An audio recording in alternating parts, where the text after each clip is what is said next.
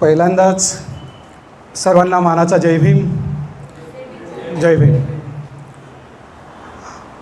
आज खूप आनंद होतो आहे, कारण खारघरमध्ये येत असताना मॅमशी जेस मी शेअर केलं की I think this is my not litmus test, this is my acid test. मागच्या खारघरच्या कार्यक्रमामध्ये सन्माननीय रत्नाकरजी गायकवाड साहेब हे माझे डायसोर होते सत्याग्रह कॉलेजमध्ये, आणि आज I think I am just speaking before the lawyers, so I have the lot of responsibility. पुन्हा एकदा सर्वांचं सहर्ष स्वागत करत असतानाच मी जस्ट माझ्या टॉपिकला सुरुवात करणार होतो.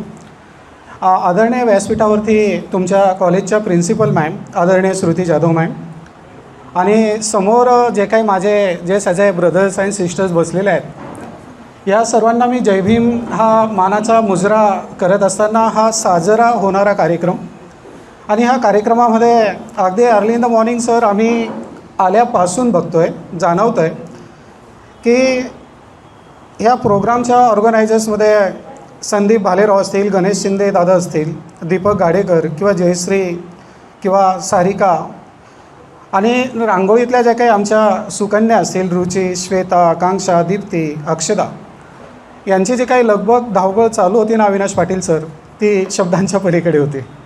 कारण एखादं काम करणं आणि त्या कामामध्ये काहीतरी मिळवणं खरोखर ह्या भीम सैनिकांशिवाय ते पूर्ण होणार नाही याची मला जाणीव आहे, आणि म्हणून खरोखर तुमचं सर्वांचं स्वागत.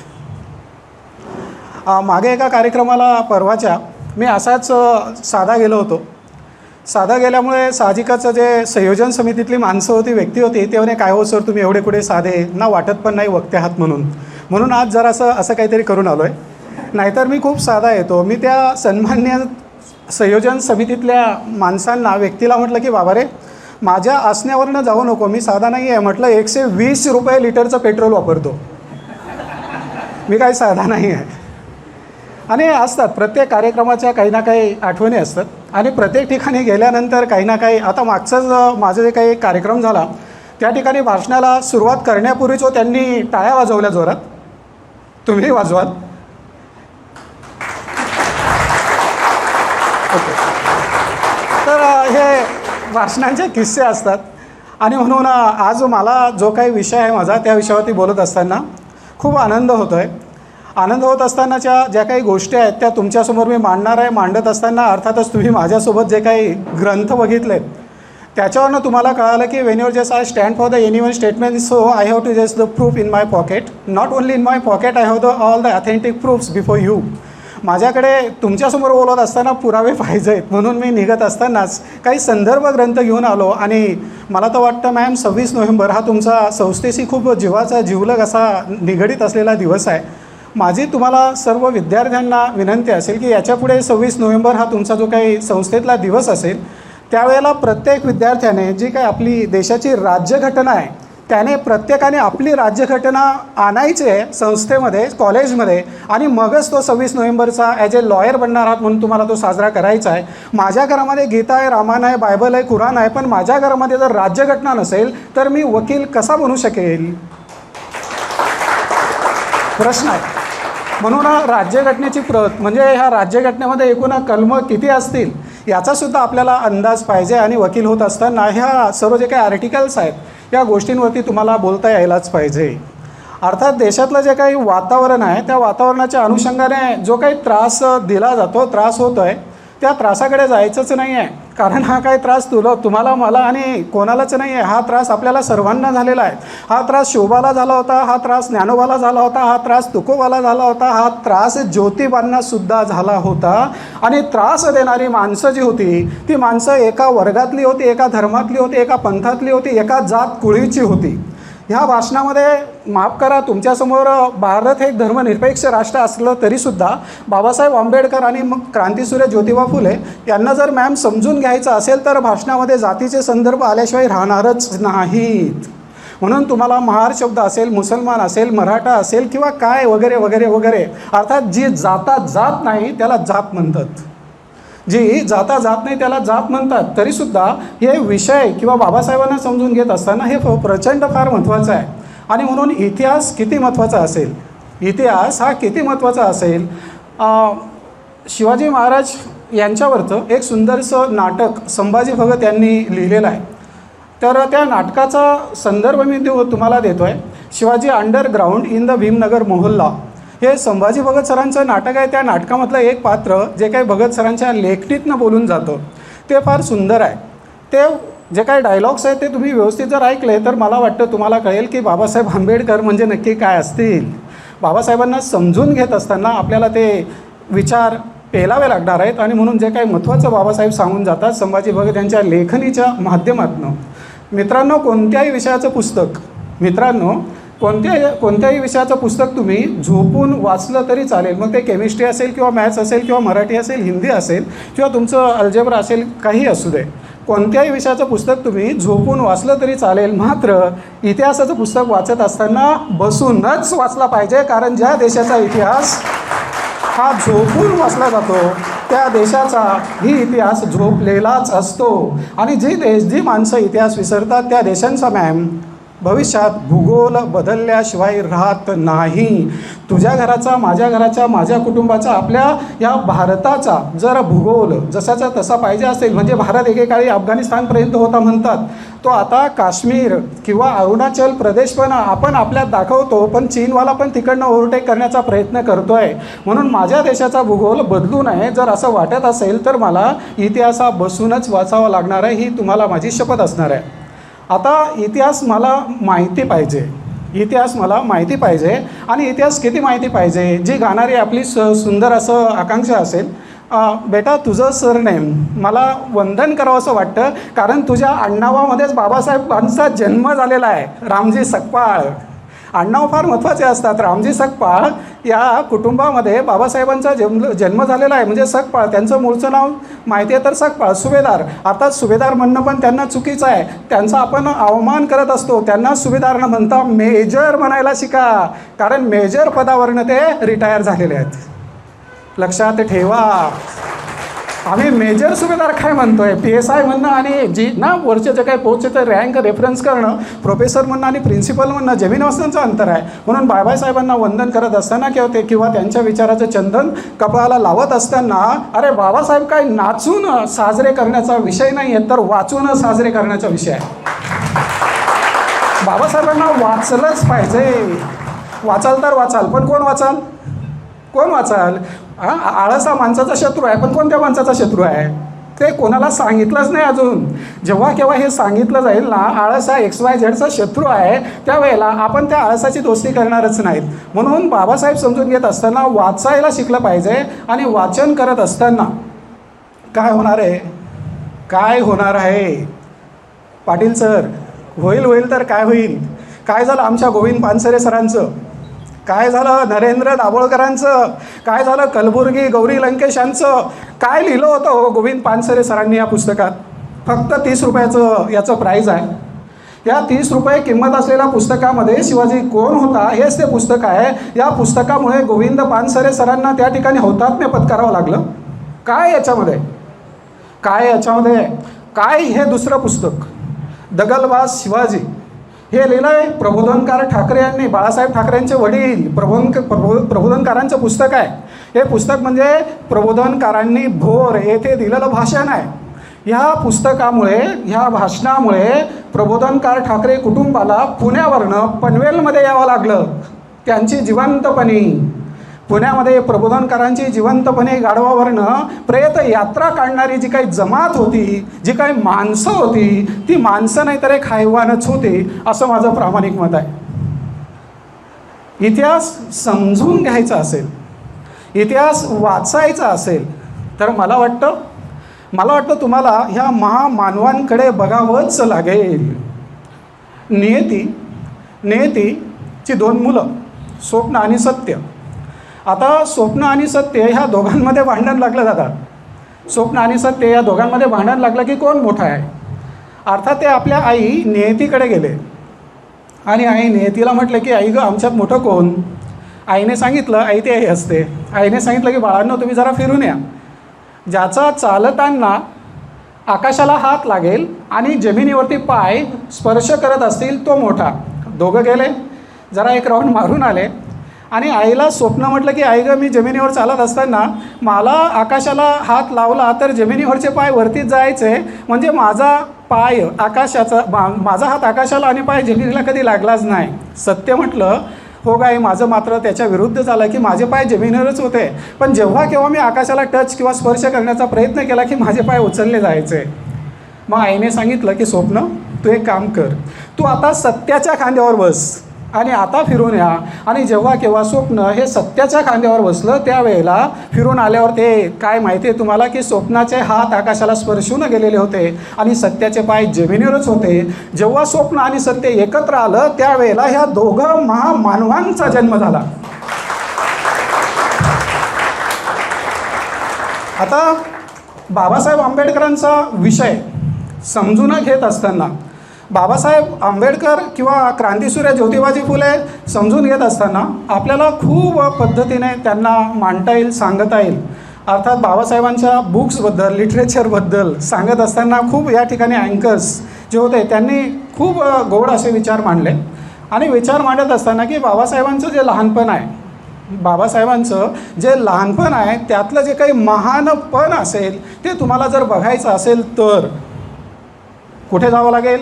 अगदी त्यांचं जे काही बायोग्राफी असेल, त्यांचं जे काही आत्मचरित्र असेल, ते आत्मचरित्र तुला मला प्रत्येकाला वाचायलाच पाहिजे. जर आम्ही भारत मातेचे सुपुत्र आहोत ना, तर डॉक्टर बाबासाहेब आंबेडकर हे धनंजय कीर यांचं पुस्तक वाचायलाच पाहिजे. तुमच्या घरामध्ये काही धर्मग्रंथ नसतील तरी चालेल. ॲरिस्टॉटल असं म्हटलं होता की मला माझ्या जगातील धर्मग्रंथ जाळून टाकावेसे वाटतात, कारण आजकाल त्यांचं वाचन न होता फक्त पूजन होतं आहे. कुठल्या तरी रंगामध्ये बांधून टाकलेत आम्ही आमचे धर्मग्रंथ. माझ्या घरामध्ये हा ग्रंथ पाहिजेच तरच आम्हाला बाबासाहेब समजतील. आणि हे पुस्तक लिहिलं आहे धनंजय कीर यांनी. आता धनंजय कीर यांनी कोणावर पुस्तकं लिहिलं आहेत तर पहिलं सांगितलं तुम्हाला, अर्थात तुमच्यासमोर पुरावा आहे, पुराव्याशिवाय बोलू नये असं तुम्ही म्हणतात, मीही बोलत नाही आहे, पुरावा आहेच. धनंजय कीर यांनी लिहिलं पुस्तक महात्मा ज्योतिबा फुलेंवरती लिहिलं. धनंजय कीर यांनी पुस्तक सावरकरांवरती लिहिलं, टिळकांवरती लिहिलं. धनंजय कीर यांनी जे काही ग्रंथसंपदा निर्माण करून ठेवलेली आहे ती ग्रंथसंपदा इतकी सुंदर आहे आणि हे पुस्तक इतकं ऑथेंटिक आहे मित्रांनो की हे डॉक्टर बाबासाहेब आंबेडकरांच्या नजरेतनं गेलेलं खरडा, म्हणजे ज्याचा ह्या पुस्तकाचा खरडा जो तयार होत होता तो बाबासाहेबांच्या नजरेतनं गेलेला आहे. म्हणून हे जे काही ग्रंथ आहे, हा जो काही पुस्तक आहे, संदर्भ आहे, अनेक विद्यार्थ्यांना संशोधनासाठी हा वापरला जातो. याच्यामध्ये what ever there is the anyone statement, I think that is the 100% true, या पद्धतीने त्याला ॲक्सेप्ट करून आपण आपल्या देशामध्ये याचा स्वीकार करतो. आता बाबासाहेब आंबेडकर आणि मी जस्ट बोललो होतो की सकपाळ म्हणजे रामजी सकपाळ, म्हणजे रामजी सकपाळ आणि आई भीमाई यांचं ते 14वं अपत्य. म्हणजे 14वं रत्न काय असतं? आपण म्हणतो ना तुला 14वं रत्न दाखवू का? आता तुम्हाला काही लोकांचे अरे 14वं अपत्य, हो आदरणीय शरदचंद्रजी पवार हे पण 12वं अपत्य आहेत. शहाजहानची पत्नी मुमताज ही पण 14व्या बाळंतपणातच गेली. म्हणजे आम्हाला हे सांगणं गरजेचं आहे, पुरावे देणं गरजेचं आहे. आणि आदरणीय बाबासाहेब आंबेडकरांचं जे काही मूळचं जो काही त्यांचा सिलसिला आहे, म्हणजे अगदी महूपासून तर सातारापर्यंतचा प्रवास, म्हणजे अगदी रामजी सकपाळ ह्या नावाने हा जो काही सभ्य महामानव आहे, ह्या महामानवाचा जो काही जीवन प्रवास चालू होता, त्यांच्या जीवनामध्ये आंबेडकर नावाचे शिक्षक आलेत. आणि मग रत्नागिरी जिल्ह्यातलं जे काही मंडणगड असेल त्याच्यामध्ये असणारं जे काही आंबावडे गाव असेल, आंबावडेकर हे त्यांचं गावावरनं खास करून कोकणात आडनाव लावलं जातं. म्हणून जे काही भीमराव रामजी सकपाळ किंवा आंबावडेकर हे सातारा स्कूलमध्ये किंवा साताऱ्याच्या त्या शाळेमध्ये, आताचं प्रतापसिंह ना विद्यालय सातारचं, तर त्यामध्ये आंबेडकर नावाचे ब्राह्मण शिक्षक यांनी काय केलं, त्यांचं जे आंबावडेकर आडनाव होतं ते काढून टाकलं आणि स्वतःचं नाव आंबेडकर हे बाबासाहेब आंबेडकरांना दिलं. आता आपल्याला हे संदर्भ जाणून घेणं गरजेचं आहे. म्हणजे आजकाल परवाच्या एका कार्यक्रमात पाटील असून तुम्ही बाबासाहेबांवर बोलतात. जर ही एज्युकेशनमधल्या माणसांची जर मेंटॅलिटी असेल तर यांचा वरचा मजला रिकामा. जयंत नारळीकर म्हणून गेलेत, या पृथ्वीचा आकार केवढा तर ज्याच्या त्याच्या डोक्या एवढा. जयंत नारळीकर सांगतात ह्या पृथ्वीचा आकार केवढा, तर ज्याच्या त्याच्या डोक्या एवढा. समजून घ्या, म्हणजे वक्त्याच्या आडनावावरनं तुम्ही काय वाटून घेतलंय?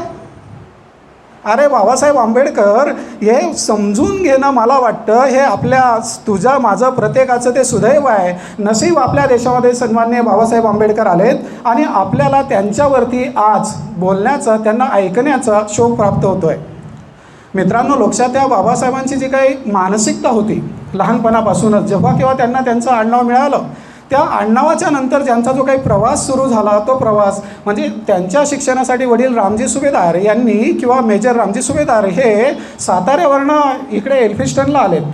एल्फिस्टनमध्ये त्यांचं शाळेमध्ये नाव मॅट्रिकला दाखल झाला. मॅट्रिकमध्ये ते चांगल्या मार्कांनी पास झालेत. जेव्हा केव्हा ते चांगल्या मार्कांनी पास झालेत ना मॅडम, त्यावेळेला खूप चांगली सज्जन माणसं होती आपल्या हिंदुस्थानामध्ये, खूप चांगली माणसं होती. त्यावेळेला साहजिकच पहिल्यांदा त्यांच्या घरापर्यंत पोहोचलेत ते म्हणजे छत्रपती किंवा राजश्री शाहू महाराज यांनी पण त्यांचं कौतुक केलेलं आहे. आता राजश्री शाहू महाराज असतील किंवा महाराजा सयाजीराव गायकवाड असतील, यांचे जे काही भूमिका आहेत बाबासाहेब आंबेडकरांच्या जीवनातल्या, मला वाटतं त्यांच्या जीवनातल्या भूमिका म्हणजे तुमच्या माझ्या जेवणातल्या रोजच्या जे काही घास असतील त्या घासाच्या कण्या आहेत हे तुम्ही लक्षात ठेवा. बाबासाहेब आंबेडकरांना ह्या पद्धतीने, अर्थात छत्रपती शाहू महाराज किंवा त्या ठिकाणी महाराजा सयाजीराव गायकवाड यांनी ज्या पद्धतीने मोटिवेशन दिलं, ती फार एक महत्त्वाची गोष्ट आहे. महत्त्वाची गोष्ट किती असेल, काय असेल, म्हणजे आता त्यांचा जो काही मॅट्रिकचा सत्कार आहे, त्या मॅट्रिकच्या सत्कारामध्ये जो काही पहिला सत्कार झाला आणि भीमराव रामजी आंबेडकर किंवा डॉक्टर बाबासाहेब आंबेडकर हे इतके मोठं बनण्यासाठी एक कारण, निमित्त ठरत असतं. आणि मित्रांनो, पुरावा पाहिजे असेल तर तो पुरावा म्हणजेच काय की मॅट्रिकला त्या काळामध्ये ना अस्पृश्य समाजातनं एखादा मुलगा इतक्या स्कॉलरने पास होणं इतकं काही सोपं नव्हतं. मग मुंबईमध्ये एल्फिस्टन रोडला एक सत्कार सभा झाली मॅडम. आता त्यावेळेला 10वी पास झालं तरी रेकॉर्ड असायचं. लोकमान्य टिळक BA पास झाले होते तरी हत्तीवरनं साखरपुटाने वाटले होते. आजकाल BA म्हणजे काहीच नाही ना, हत्तीवरनं साखरपुटाने वाटले गेले होते BA पास झाल्यावर. आणि बाबासाहेब जेव्हा मॅट्रिक पास झाले त्यावेळेला रामजी सकपाळ यांचे जे काही मित्र होते, ते मित्र, त्यांचं नाव आहे गुरुवर्य कृष्णराव अर्जुन केळुस्कर. हाच तो ग्रंथ आहे मायबापो भीमसैनिकांनो, हा तो ग्रंथ आहे. हा ग्रंथ कोणी दिलाय तर कृष्णराव अर्जुन केळुस्कर यांनी स्वागतमध्ये बाबासाहेब आंबेडकरांना हे महामानव गौतम बुद्धांचं चरित्र दिलं. आणि हे गौतम बुद्धांचं ते चरित्र आहे जे केळुस्कर सरांनी, गुरुजींनी स्वतः दिलं होतं बाबासाहेब आंबेडकरांना ते मॅट्रिक पास झाल्यावर. ह्या पुस्तकामध्ये असं काय असेल ते बाबासाहेबांनी वाचावं आणि हा माणूस किंवा हा देवता क्रांतिसूर्य झाला, याला काय असेल ह्या ग्रंथामध्ये. म्हणून बाबासाहेब हे वाचनाचे किंवा रिडिंगचे किंवा त्यांचं जे काही बायोग्राफी आहे ते प्रत्येकाने समजून घ्या. अर्थात बाबासाहेबांच्या लाईफमध्ये टर्न देणारा हा ग्रंथ तुम्ही आणि मी वाचलाच पाहिजे, तरच आम्हाला बाबासाहेब नक्की काय असणार आहेत ते समजू शकतो. म्हणून हा ग्रंथही तितकाच महत्त्वाचा आहे. अर्थात ह्या ग्रंथाचं वाचन केल्यानंतर Babasaheb just as a versatile speaker, versatile person, and he try to जे changes what exactly there is the assumptions in his life. त्यांच्या जीवनातले जे काही ॲझम्पन्स होते, जे काही त्यांचं जे काही फोरकास्ट करणारं पुढचं तुम्हाला त्यांचं लाईफ दिसणार आहे, ते अफलातून बनायला कारण ते म्हणजे गौतम बुद्धांचं हे चरित्र होतं. आणि मग पुढे जो काही त्यांचा सिलसिला प्रवास सुरू झाला तो तर अफलातूनच होता. अर्थात बाबासाहेब समजून घेत असताना तुम्हाला ज्योतिबा समजून घ्यावे लागतीलच, तरच तुम्हाला बाबासाहेब व्यवस्थित समजणार आहेत. अर्थात मॅम यांनी सांगितलं त्यांचं जे काही अंतर आहे, असू दे, अंतराचं काय नाही, पण अगदी 4 महिने किंवा 5 महिने आधी म्हणजे बाबासाहेब यांचा जन्म, ज्योतिबा फुले नोव्हेंबरला गेलेत आणि 14 एप्रिलला बाबासाहेबांचा जन्म आहे. हा 5-6 महिन्याचा डिफरन्स असला तरीसुद्धा बाबासाहेब आंबेडकर जेव्हा महात्मा फुलेंना त्या ठिकाणी गुरु मानतात, हे संबंध समजून घ्या. महात्मा ज्योतिबांना ते गुरु मानतात आणि महात्मा ज्योतिबा फुले हे छत्रपती शिवाजी महाराजांना गुरु मानतात. हा जो काही रिलेशन आहे म्हणजे फुले शाहू आंबेडकर, हा जो काही आमचा प्रवास आहे तो प्रवास आम्हाला समजून घ्यायलाच पाहिजे. जेव्हा आम्ही फुलेंचं, शाहूंचं, आंबेडकरांचं नाव घेतो त्यावेळेला एक गाव लक्षात प्रत्येकाने ठेवलं पाहिजे, ते म्हणजे शिवाजी महाराज यांच्याशी कुठे ना कुठे यांची नाळ जोडली जाते. तुझी आणि माझी नाळ गावाकडे जोडली जात नाही, त्याच्यामुळे आम्हाला गावाचा इतिहास माहिती होत नाही. कारण मुलींनो, मायबाप हो, सज्जन हो, आज शहरांमध्ये तुझा माझा जन्म झाल्यावर आपली नाळ कापून मेडिकल वेस्ट म्हणून ती डम्पिंग ग्राउंडवर जाते. पण आमचा जन्म झाला, तुमच्या बापाचा जन्म झाला, बाबांचा जन्म झाला, त्यावेळेला ती नाळ मातीमध्ये पुरली जायची आणि साहजिकच आमच्या पिढीची नाळ मातीशी जोडली जायची. हे फार महत्त्वाचं आहे. म्हणून मातीशी नाळ जोडून घ्यायची असेल तर आम्हाला ज्योतिबा समजून घ्यायलाच पाहिजे. अर्थात बाबासाहेब आणि ज्योतिबांचं कार्य काय असेल हो? काय असेल? पहिली शाळा. बरं, पहिल्या शाळेतल्या 6 मुली मॅम यांनी सांगितलं की त्यांनी ना ब्राह्मण समाजातल्या ज्या काही विधवा आहेत त्यांचं जे काही केशवपंथी पद्धत होती, अहो त्यांनी पुण्यातल्या ब्राह्मण लोकांचा संप घडून आणला ज्योतिबा फुलेंनी. कोणासाठी?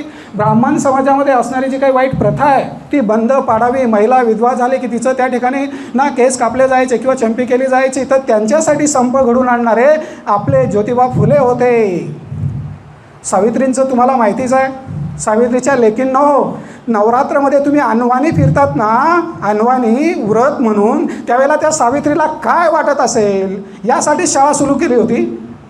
अनवाणी फिरताय, केवढी अंधश्रद्धा आहे. शहरातलं वातावरण काय असतं? कसले गुरुवार, कसले 17 सोमवार करत फिरताय? ठिकाणावर या. बाबासाहेब किंवा क्रांती ज्योती ज्या पद्धतीने काम करून गेल्यात, मी तेच सांगत होतो. पहिली मुलींची शाळा काढली ओके. त्यामध्ये पहिल्या 6 मुली होत्या. मुलींनो, त्या 6 मुलींमध्ये 3 मुली ह्या ब्राह्मण होत्या. आज दगडूशेठ हलवाईच्या समोर भिडेवाड्याची अवस्था काय चालू आहे? काय आहे ती अवस्था? आणि भिडेवाड्याच्या समोर त्या गणपती बाप्पासमोर जेव्हा या आमच्या एज्युकेटेड मुलगी अथर्व शीर्ष म्हणत असतात, त्यावेळेला सावित्रीबाईंचा जन्म, सावित्रीबाईंचा अट्टहास यासाठीच होता का?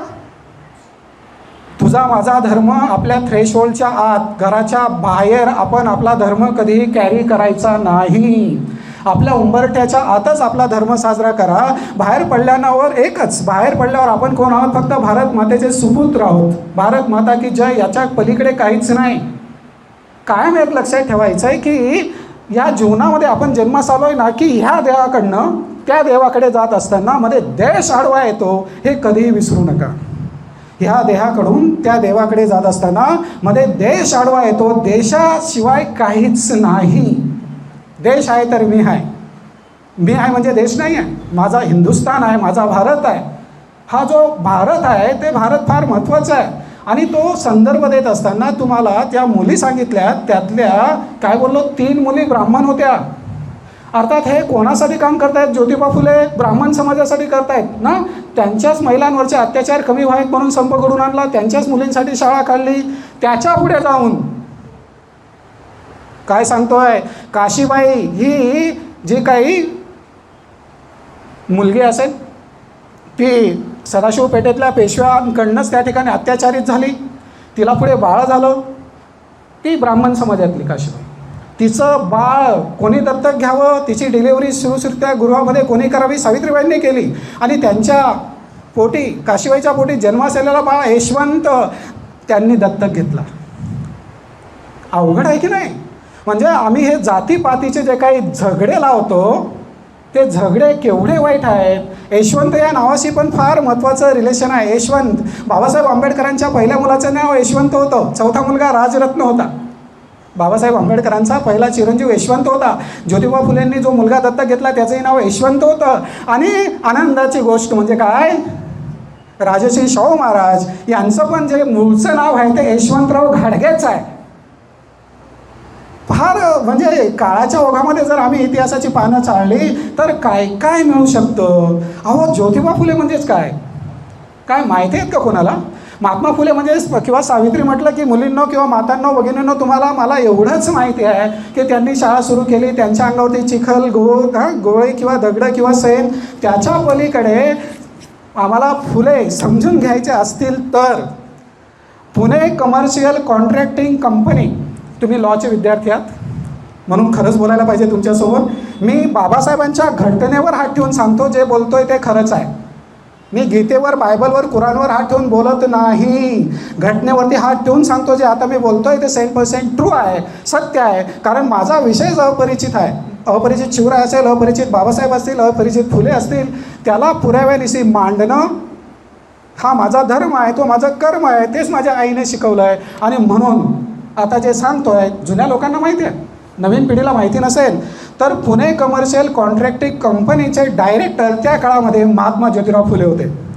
आता पुणे कमर्शियल कॉन्ट्रॅक्टिंग कंपनीचे डायरेक्टर, संचालक, आता ही कंपनी म्हणजे शेअर मार्केटमध्ये छोटं काम करणारी कंपनी नाही हां. आता या कंपनीने काय काय कामं केलेत? कात्रजचा बोगदा, ज्योतिबा फुले, टाळ्या वाजवा. कात्रजचा बोगदा जितू दादा ज्योतिबाने केला आहे. येरवड्याचा पूल महात्मा ज्योतिबा फुले ज्या कंपनीचे डायरेक्टर होते त्यांच्या अंडर झालेला आहे. खडकवासल्याचा कालवा, कोणाच्या अंडरमध्ये खडकवासला धरण, त्याचा कालवा पाठ ज्योतिबा फुले. नंतर मुंबईतलं BMCचं ऑफिस ह्याच कंपनीला कॉन्ट्रॅक्ट मिळाला होता. BMCचं ऑफिस. अरे आमची माणसं एवढी उंच असताना आम्हाला का वाटतं आम्ही गरीब होतो? कात्रजचा बोगदा, येरवड्याचा पूल, खडकवासल्याचा कालवा, BMCचं ऑफिस, मुंबईतला भायखळ्याचा पूल, तो पण ज्योतिबाचं. परळचं रेल्वेचं वर्कशॉप महात्मा ज्योतिबा फुलेंच्याच कंपनीने. भंडारदरा जलाशय आणि गुजरातमधले बडोद्याचं जे काही लक्ष्मी विलास पॅलेस आहे, महाराजा सयाजीराव गायकवाड यांचा जो राजवाडा आहे तो पण बांधला आहे माझ्या ज्योतिबानंच. काय सांगायला पाहिजे. बरं, टाइम्स ऑफ इंडियाची बिल्डिंग, मुंबईतल्या टाइम्स ऑफ इंडियाची बिल्डिंग, ती पण ज्योतिबा फुलेंचे क्लोज जे काही सहकारी आहेत ते कंपनीमध्ये कामाला होते, म्हणजे बाबा आपल्या ज्योतिबांच्या सोबत काम करत होते. त्यांचं नाव आहे राजू वंजारी. यांनी BMCची ती बिल्डिंगचं त्या ठिकाणी काम स्वतः केलेलं आहे, बांधलेलं आहे. लक्ष्मी विष्णू मिल सोलापूर ही पण ज्योतिबा फुलेंचंच. अहो सांगायचंच काय तर त्याच्या पुढे महात्मा ज्योतिराव फुले हे सोन्याचे दागिने बनवण्यासाठी ज्या काही मुशी असतात, डाय असतात, ते डाय पण सप्लाय करण्याची त्यांची एजन्सी होती. म्हणून महात्मा फुले समजून घेत असताना, सावित्रीबाई समजून घेत असताना आम्हाला फक्त ना त्या ब्रिटिश कमिशनरसमोर आमचे ज्योतिबा फुले अतिशय पंचा किंवा जुना ड्रेस घालून गेले ते रूप नाही. सुदैवाने सांगतोय तुम्हाला, महात्मा गांधी पण ह्याच पद्धतीचे श्रीमंत असतील, लक्षात ठेवा. किंवा त्याच काळामध्ये सुभाषचंद्र बोस 1930-32ला कशाच्या ट्रीटमेंटसाठी व्हिएन्नाला गेले होते तर साधा त्यांना ट्युबरक्युलोसिस झाला होता, TB झाला होता सुभाषबाबूंना. त्यावेळेला तो माणूस तिकडे गेला. म्हणजे भारतीय नेते नेहरू असतील. अर्थात ही माणसं, लक्षात ठेवा, तुम्हाला शपथ आहे. कसली शपथ आहे? या माणसांचं तुम्ही ना दैवीकरण करू नका, दानवीकरण तर करूच नका. या माणसांचं दैवीकरण करू नका, दानवीकरण करू नका, त्यांचं मानवीकरणच करा. तरच ती माणसं तुम्हाला समजून घेता येतील. विनाकारण वेगळ्या चष्म्यातनं जर एखाद्या माणसाकडे बघितलं तर ते दुर्दैव आहे, दुर्दैव आहे. आज OBC समाजामध्ये बाबासाहेबांचे फोटो गेले असतील, OBC समाजामध्ये शिवाजी महाराजांचे फोटो गेले असतील, पण ब्राह्मणांच्या घरामध्ये दारामध्ये आजही मला ज्योतिबांची प्रतिमा किंवा बाबासाहेबांचा फोटो दिसला तर मी त्यांचा जाहीर सत्कार करेल, जाहीर सत्कार करेल. आपलं बोलणं ओपन असतं आणि पुराव्यानिशी असतं. आणि म्हणून ही गोष्ट समजून घ्या. मला जातीपातीवरती बोलायला आवडत नाही, पण जेव्हा केव्हा हा विषय येतो त्यावेळेला जात आडवी येतेच, जात बोलावीच लागेल, तरच त्या विषयाचं तुम्हाला काही ना काही समजू शकेल. बाबासाहेबांची कामं समजत असताना तुम्हाला मी ज्योतिबा सांगितले, तुम्हाला त्या ठिकाणी अर्थात ज्योतिबाची फुले समजून घेत असताना मला वाटतं तुम्हाला शाहू महाराज पण समजून घ्यावे लागतील, कारण हे रिलेशन आहे, हे सहसंबंध आहे. अर्थात ज्योतिबा आणि शाहू महाराज यांचं जे काही प्राबल्य असेल, त्याचा जो काही इम्पॅक्ट असेल, तो बाबासाहेब आंबेडकरांच्या जीवनात किती होता तो समजून घ्या. तो सांगत असताना मला शाहू महाराजांचं एक सुंदर उदाहरण सांगायचं आहे. त्यांच्याकडे गंगाराम कांबळी नावाचा एक विचारा मातंग समाजाचा माणूस होता. गंगाराम कांबळी हा घोड्यांची निगा राखायचा, घोड्यांची निगा. शाहू महाराज हे फॉरेनला गेलेत. त्या काळामध्ये ह्या गंगाराम कांबळीनं घोडे वॉश करत असताना, त्यांना त्या ठिकाणी खर्रा टाकत असताना, घालत असताना काय करावं गंगाराम कांबळीने? पाण्याची तहान लागली म्हणून त्याने काय केलं, ज्या ठिकाणी घोडे पाणी पितात ना त्यातनं ओंजळवर पाणी पिला गंगाराम कांबळी. हे त्यांचे जे काही दरबारातले, राजाचे दरबारातले जे होते XYZ सचिव असतील ना शाहू महाराजांचे, त्यांचं ते लक्षात आलं. सर्वांचं आडनाव कर आहे, त्यांची नावं पुस्तकात तुम्हाला मिळतील, सर्व ते ब्राह्मण समाजातले होते. ह्यांनी ते बघितलं आणि गंगाराम कांबळीला भर दरबारात शाहू महाराज नसताना चापकाचे फटके उघडं करून मारण्यात आलं. गंगाराम कांबळे बिचारा पसार झाला, निघून गेला. जेव्हा केव्हा शाहू महाराज राजश्री परत आले तेव्हा गंगाराम कांबळी त्या घोड्याच्या पागेमध्ये त्यांना दिसला नाही. आणि मग साहजिक त्यांनी चौकशी केली, कुठे गेला गंगाराम कांबळी म्हणून. अर्थात गंगाराम कांबळी जो झालेला किस्सा सांगितला. जेव्हा कळालं शाहू महाराजांना की असं असं झालं आहे, त्यांनी त्याला शोधायला पाठवलं, त्याला शोधून आणलं. आणि आणि आणि हा पहिला असा राजा आहे, ह्या राजाने ज्याने कोणी चाबकाचे फटके गंगाराम कांबळीला मारले होते उघड्या पाठीवर, अगदी त्यांनाही चाबकाचे फटके, जे सचिव होते, सेक्रेटरी होते, गंगाराम कांबळींना एक एक फटका त्यांच्या पाठीवर वाजवायला लावला, ते माझे शाहू महाराज होते. शाहू महाराजांनी एवढंच करून थांबले नाहीत. शाहू महाराज एवढंच करून थांबले नाहीत. काय करावं शाहू महाराजांनी? आजचं बिंदू माधव चौकातलं सत्यशोधक हॉटेल गंगाराम कांबळीला सुरू करून दिलं आहे. गंगाराम कांबळीला आजही ते हॉटेल आहे. तो खरा चायवाला गंगाराम कांबळी पहिला. लक्षात ठेवा, चायवाला कुठून कुठे जाऊ शकतो तुला मला माहिती आहे, पण माझा कोल्हापूरचा जो काही गंगाराम कांबळी आहे, ह्या माणसाचं गंमत म्हणजेच काय. अर्थात महाराज तुम्ही हॉटेल मला चालू करून देणार आहात, पण तिथं मी अस्पृश्य आहे, अस्पृश्य समाज आज अदृश्य होत चालला आहे, पण तिथं चाय प्यायला कोण येणार आहे? अरे घाबरू नकोस. आणि एक दिवस असंच घोडागाडीतनं राजश्री शाहू महाराज जात असताना गंगाराम कांबळीच्या त्या हॉटेलमध्ये ते स्वतः उतरलेत आणि सांगितलं की फक्कडपणे ना चहा बनव, 6 किंवा 7 चहा सांगितल्यात. गंगाराम कांबळे म्हटला तुम्ही तर एकटेच पिणार आहात, पण 6 आणि 7 कोणाला? बोलतो तू बनव रे, बघतो काय होतंय ते. बनवला गेला, चहा बनवला गेला आणि पहिला कप त्यांनी घेतला आणि उरलेले 5 किंवा 6 कप त्यांचे जे काही बग्गीच्या मागे जे काही गाड्या असतात ना, घोडागाड्या एस्कॉर्टला, जसं आजकाल मंत्र्यांना असतात, बग्गीच्या मागे जे काही मंत्र्यांच्या गाड्या होत्या, त्या सर्व मंत्र्यांना पण त्यांनी एक एक कप चहा पाजला मॅडम. आणि त्या दिवसापासून ते हॉटेल आजही एक ऐतिहासिक पुरावा म्हणून तुमच्या माझ्यासमोर आहे. म्हणून ही जे काही महामानव घडत आहेत, ही माणसं घडत असताना यांना काय त्रास झाला, काय त्रास झाला असेल? बाबासाहेब आंबेडकर खानदेशात 40गावला रेल्वे स्टेशनवरती उतरले. खानदेशात 40गावला, 40गाव माझं तालुक्याचं गाव आहे. मी तिथं गेल्यानंतर याचा शोध घेतला की कोणत्या स्पॉटला बाबासाहेबांना अपघात झाला होता. अहो रेल्वे स्टेशन तर ज्या ठिकाणी बाबासाहेबांची सभा होती तिथपर्यंत जे काही घोडा टांगेवाले माणसं होते त्यांनी टांगा हाकलायला मनाई केली, कारण बाबासाहेब त्या ठिकाणी त्यांच्यामध्ये अस्पृश्य आहेत. नाही, आम्ही अस्पृश्य माणूस बसला असताना कशाला टांगा हाकलायचा असा विचार. आणि मग एक अस्पृश्य समाजातला माणसाने म्हटलं की बाबा रे तू टांगा चालू नको, मी चालवतो. जो अस्पृश्य समाजातला माणूस होता त्या माणसाने घोड्याला फक्त आवाज दिला, तो घोडा उधळला गेला, कारण त्याला त्याचा मालकाचा आवाज परिचित होता. आणि मग घोडा उधळला गेल्यानंतर बाबासाहेब आंबेडकर त्या घोडागाडीतनं टांग्यातनं खाली पडले आणि त्यांचा उजवा पाय 1929ला डिसेंबर महिन्यामध्ये 40गावला फ्रॅक्चर झाला. पाय त्यांचा फ्रॅक्चर झाला. रिझन समजून घ्या, कारणं समजून घ्या. आणि ही कारणं किंवा रिझन समजून घेत असताना बाबासाहेबांना 4 महिने तेव्हापासून त्यांच्या हातात कायमची काठी झाली. पाहिजे तसा पाय दुरुस्त झालाच नाही. म्हणून बाबासाहेब आंबेडकर समजून घेत असताना किंवा क्रांतीज्योती ज्योतिबा फुले समजून घेत असताना, शाहू महाराज किंवा सयाजीराव गायकवाडांचं अवलोकन करत असताना आम्हाला त्या ठिकाणी काय करावं लागणार आहे, तर ज्या पद्धतीने आम्ही सांगतो, ज्या पद्धतीने आम्ही बाबासाहेब वर्गांमध्ये दाखवतो ते फार गरजेचं आहे. कशा पद्धतीने दाखवतो आहे? किती पण आम्ही म्हटलं तरीसुद्धा, माफ करा, किती आम्ही ते म्हटलं ना मॅडम तरी तुम्हाला थोडंसं मला माफ करावं लागणार आहे. कारण का प्रत्येक चौथीच्या पुस्तकात समानतेचा धडा आहे, प्रत्येक चौथीच्या पुस्तकात समानतेचा धडा आहे, तरी प्रत्येक गावात आजही महारवाडा आहेच. कुठे आहे आमची धर्मनिरपेक्षता? त्या काळात महारवाडा, नंतर त्या ठिकाणी म्हणूया आपण राजवाडा, नंतरचा बौद्धवाडा, नावं बदलली तरीसुद्धा हे जे काही प्रकार आहेत ना, हे प्रकार कधी थांबतील? थांबायलाच पाहिजे. आम्ही गाव सोडून येतो आहे. आज प्रत्येक गावातला राजवाडा, बौद्धवाडा रिकामा होत चालला आहे. कारण का गावामध्ये सन्मानाची वागणूक नाही आहे. गावामध्ये कॉमन म्हणजे महाडच्या चौदार तळ्यावरती बाबासाहेब आंबेडकरांनी ओंजळभर पाणी घेतलं. त्याच्यानंतर जी काही क्रांती झाली, अर्थात लक्षात ठेवायचं आहे, मनुस्मृतीचं बाबासाहेबांनी दहन केलं. त्यावेळेला ब्राह्मण माणूस, लक्षात ठेवा, सहस्रबुद्धे नावाचे आहेत बापूसाहेब, ते मेन होते, सूचक होते. मला जातीवरती बोलायला आवडत नाही, ज्याचं क्रेडिट जिथं आहे तिथं द्यायलाच पाहिजे. महाडच्या चौदार तळ्याचं जे काही सूचक अनुमोदक होते ना मॅडम, ते चित्रे नावाचे ब्राह्मण होते. ओके, म्हणजे जो काही गायकवाड वाडा आहे तेही लक्षात ठेवा.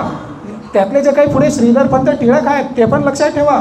आता गायकवाड वाडा म्हणजे लोकमान्य टिळक आणि त्यांचा मुलगा श्रीधरपंत टिळक. काय व्हावं, श्रीधरपंत टिळकांनी लोकमान्य टिळक गेल्यानंतरचा किस्सा 1922चा काय झालं मित्रांनो, या श्रीधरपंत टिळकांनी बाबासाहेब आंबेडकरांच्या दलित परिषदेला दादा जेवायला बोलवलं, कुठे, गायकवाड वाड्यात. आणि ही बातमी पुण्यात पोहोचली. ही बातमी पुण्यात पोहोचली आणि त्या पुणेकरांनी त्या काळामध्ये बाबासाहेब आंबेडकरांना तू जेवायला बोलवलं आहे म्हणून कोणावरती बहिष्कार टाकला? लोकमान्य टिळकांच्या मुलावर. तो मुलगा, तो माणूस इतक्या डिप्रेशनमध्ये गेला. किती डिप्रेशनमध्ये जावा बघा, मोठ्या माणसांची मुलं पण डिप्रेशनमध्ये जाऊ शकतात. महात्मा गांधीजींच्या मुलाला पण आत्महत्या करावी लागलेली आहे, लक्षात ठेवा.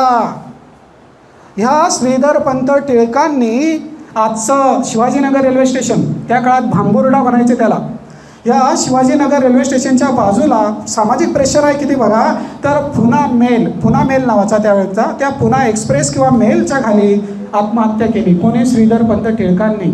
म्हणजे माणसं वाचत असताना, इतिहास समजून घेत असताना हा जो काही त्रास झाला आहे, तो त्रास कुठून कसा कसा झिरपत आला ते समजून घ्यायचं आहे. बाबासाहेब त्या ठिकाणी गोलमेज परिषदेतलं कार्य असेल ते पण अजरामर आहे, अफलातून आहे. गोलमेज परिषदेच्या बाबतीमध्ये माझा स्वर्गवासी झालेला जितूदादा एक मित्र होता, तो खूप सुंदर बोलायचा आहे. त्याच्या 2 ओळी मी ऐकवतो, कारण मला त्याला सुशीलला या ठिकाणी ट्रिब्यूट पेड करावंसं वाटतं. तो म्हणायचा, अरे गोलमेज परिषद लंडनमध्ये भरली होती जबर, अरे गोलमेज परिषद लंडनमध्ये भरली होती जबर, आणि तिथे झाले हजर भीमा आंबेडकर आंबेडकर आंबेडकर, भीमा आंबेडकर आंबेडकर आंबेडकर.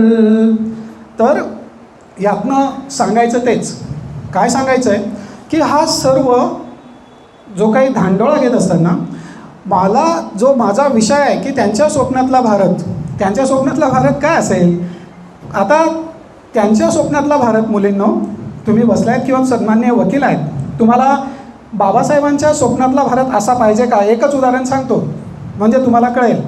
वर्ष 80ची एक म्हातारी आजी कोर्टात गेली, कोर्टमध्ये गेली, वर्ष 80. आणि एका जर्नलिस्टने तिला प्रश्न विचारला की आजी तुम्ही वर्ष 80 आहात, 80 आहे, तुम्ही कोर्टात का?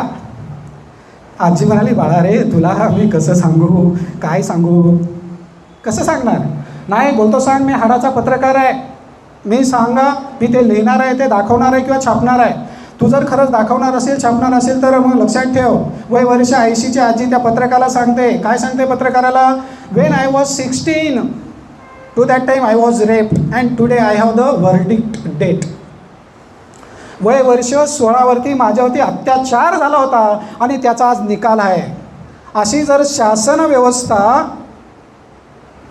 असेल तर मला वाटलं पुढची जबाबदारी ह्या गोखले एज्युकेशन इन्स्टिट्यूटमधनं तयार होणाऱ्या लॉयर्सवर प्रचंड आहे. कारण गोखले एज्युकेशन संस्था किंवा सोसायटीशी माझा मॅमशी बोललो खूप जुनं नातं आहे. MA इंग्लिश मी माझं HPT कॉलेज नाशिकमधनं गोखले एज्युकेशनमधनंच केलं आहे. म्हणून just I am very happy in my alma mater. या माझ्या अल्मा मॅटरमध्ये येत असताना मला प्रचंड आनंद होतो, कारण माझ्या संस्थेशी कुठेतरी मला कनेक्ट होता येतं, नाळ जुळवता येते. म्हणून ही जर न्याय व्यवस्था अशी असेल, बाबासाहेबांनी काय करावं, म्हणजे मला उदाहरणं देत असताना छत्रपती शिवाजी महाराज यांनी त्या ठिकाणी खेड शिवापूरला धरण बांधलं, सांगितलं आहे तुम्हाला. खेड शिवापूरचं हे राजांच्या काळातलं. बघा आता कोल्हापूरचं धरण तुम्हाला माहिती आहे राजश्री शाहू महाराजांनी बांधलं आहे. ज्योतिबांचं तुम्हाला धरणाचं उदाहरण दिलं आहे, खडकवासल्याचं काम त्यांनी केलं आहे किंवा भंडारदऱ्याचं काम त्यांनी केलं आहे. अरे माझ्या बाबासाहेब आंबेडकरांनी पण भाकरा नांगल प्रोजेक्ट त्यांच्याच हातचा आहे. टाळ्या. आम्हाला साधा माठभर पाणी ना आमच्या घरामध्ये आणता येत नाही. ही माणसं करून काय गेलेत, सांगून काय गेलेत. म्हणून त्यांची जी काही कामं असतील, म्हणजे बघा रिलेशन मी जोडत असताना शिवाजी महाराजांचं काम असेल तर इथपर्यंत असेल. आणि विज्ञान नक्की काय असावं, सायन्स काय असावं. माझा राजाराम महाराज पालथे जन्मास आले त्यावेळेला आई जिजाई म्हटली नाराज होऊ नका.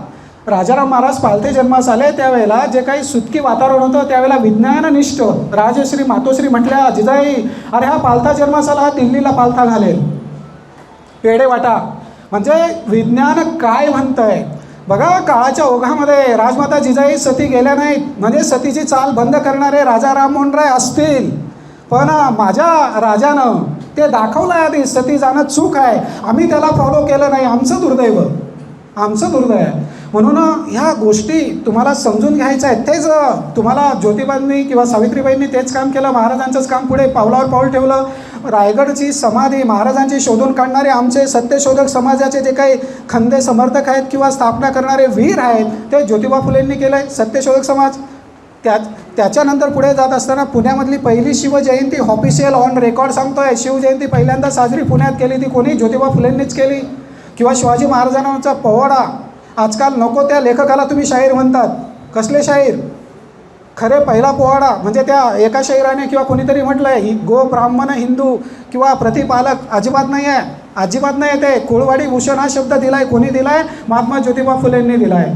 म्हणून हा सर्व विचार समजून घ्या आणि हा विचार समजून घेत असताना तुम्हाला ज्या काही गोष्टी कराव्या लागणार आहेत किंवा सांगाव्या लागणार आहेत त्या सांगत असताना मित्रांनो, हिंदू धर्मातलं जे काही ड्रॉबॅक्स आहेत तो महत्त्वाचा. मला धर्म म्हटलं की पर्टिक्युलर तुम्ही जाऊ नका, फक्त हे मिटायला पाहिजे हो, आणि हे मिटणं गरजेचं आहे, फार गरजेचं आहे. कारण जी काही आपली रचना होती ती रचना इतकी वेगळ्या पद्धतीची झालेली होती.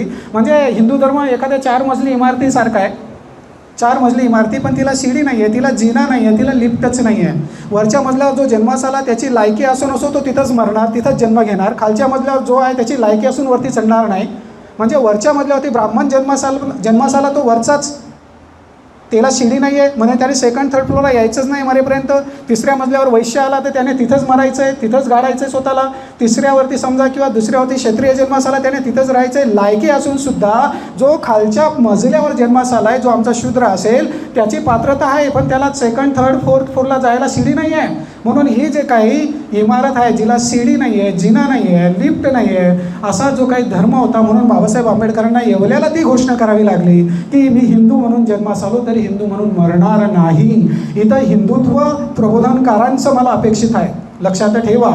अर्थात माझं बोलत असताना तुम्हाला माहिती आहे की मी सुरू केलं मॅडम 11:05 आणि मी तुमच्याकडे 40 मिनटं मागितलेली आहेत. मी माझे 40 मिनटं घेणार, कारण तुम्ही तुमचे 45, 50, 60 मिनटं घेतलेले आहेत माझ्या आधी. म्हणून माझा जो टाईम आहे, कारण बाबासाहेबांचं ना वाक्यच आहे कमिटमेंट टू द पॉईंट, आपण त्याला चिटकून राहायला पाहिजे, 19-20 करू नये. कारण नाहीतर तो बाबासाहेबांचा त्या ठिकाणी त्यांच्या जयंती म्हणायचंच नाही बाबासाहेबांची, बाबासाहेबांचा वाढदिवस. बाबासाहेबांची जयंती कोण करत आहे? तनातनात मनामनात कणाकणात क्षणाक्षणाला बाबासाहेब आहेत. म्हणून बाबासाहेबांचा आज वाढदिवस आहे, तो युगायुगात राहणार आहे बाबासाहेबांचा वाढदिवस.